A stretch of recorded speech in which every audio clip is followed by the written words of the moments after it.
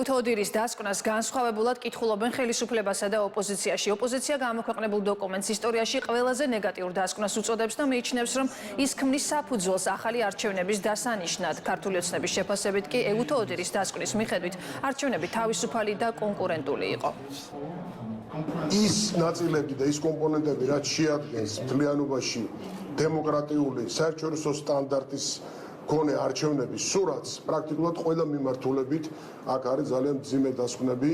ეხება ეს მნიშვნელოვან და ფუნდამენტურ საკითხს, როგორც არის თანასწორობა ამ არჩევნებში, თანასწორი ველი და აქ აბსოლუტურად დისბალანსი და დარღვეული იყო ყველაფერი ხელისუფლების სასარგებლოდ. ეს იქნება ფინანსური საშუალებები, ეს იქნება ყველაზე მთავარი ფარულობა ადამიანების მხრიდან ხმის მიცემა, მოქალაქეების საშუალება, რომ ხმა მიცენ თავისუფლად შიშის გარეშე და ხაზგასმულია, რომ სწორედ ვიდეო კონტროლის და სხვა კონტროლის საშუალებებით ადამიანებს არ ქონდათ საშუალება მიეცათ შიშისა და შურის ძიების და ასე ვთქვათ დაჟის შიშის გარეშე. რაც ამ დოკუმენტში წერია, შეიძლება მხოლოდ და მხოლოდ ერთი დასკვნის გამოტანა, რომ საქართველოს დემოკრატიული არჩევნები არ შევიდა.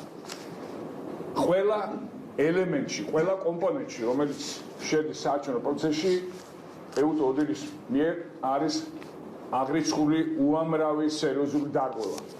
ეს შეეხება წინა საარჩევნო პერიოდს, ეს შეეხება საარჩევნო დღეს, ეს შეეხება არჩევნების შემდგომ პერიოდს. შესაბამისად, ეს დასკვნა, რომელიც არის უპრეცედენტოდ უარყოფითი, ამდაგვარი ნეგატიური დასკვნა პრაქტიკულად არც ერთ არჩევნების საქართველოს შედარებულ არც ერთ არჩევნებზე არ ყოფილა, პირდაპირ ადასტურებს იმას, რომ ასეთი არჩევნების შედეგად მიღებული შედეგები არის არალეგიტიმური. ერთადერთი რაზეც იყო ქართული ოცნების პროპაგანდა ჩამოკიდებული იყო ამაზე, რომ ეხა იქნება უთოდირის საბოლოო დასკვნა, რომელიც ლეგიტიმაციას მიცემს არჩევნების შედეგებს და მათ ხელისუფლებაში ყოფნას.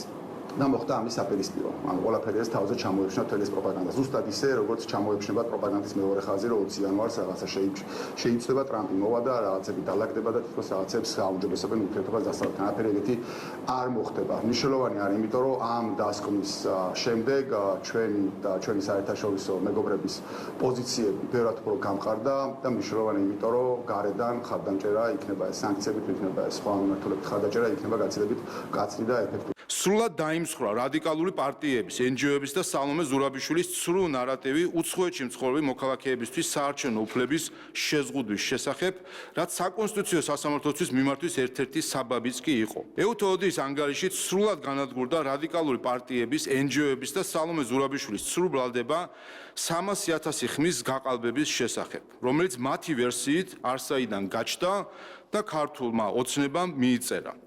არც პირდაპირ არც ირიბად ამ ანგარიში რაიმე მსგავსი არც წერია და არც გამომდინარეობს. უთოდირმა არათუ დაადგინა, მას ეჭვის დონეზეც კი არ აქვს გამოთქმული რაიმე ვარაუდი არჩევნებში რუსეთის ჩარევასთან დაკავშირებით და ამით საბოლოოდ წერტილი დაუსვა ამ სამარცხვინო ტყუილს, რომელსაც ქალბატონი სალომე ავრცელებს. გუშინ გამოქვეყნებულმა დასკვნამ საბოლოოდ წერტილი დაუსვა მათ რაიმე სახის იმედებს, გამომდინარე იქიდან, რომ ორი მთავარი სტანდარტი იქნა უთოდირის საბოლოო დასკვნაში აღიარებული. პირველი არის ის, რომ მათ კიდევ ერთხელ ცალსახად დააფიქსირეს, რომ ეს იყო კონკურენტუნარიანი არჩევნები და მეორე უმნიშვნელოვანესი კომპონენტი, რომ მათ თქვეს, რომ ადმინისტრირება, ანუ ჩატარება იყო უმაღლეს დონეზე განხორციელებული. ასევე ამ ანგარიში ცალსახად იყო მითითებული ის, რომ სალომე ზურაბიშვილი გასცდა თავის კონსტიტუციურ მანდატს და ის ფაქტიურად ერთგვარად ოპოზიციის პოზიციონირებას ახდენდა და მისი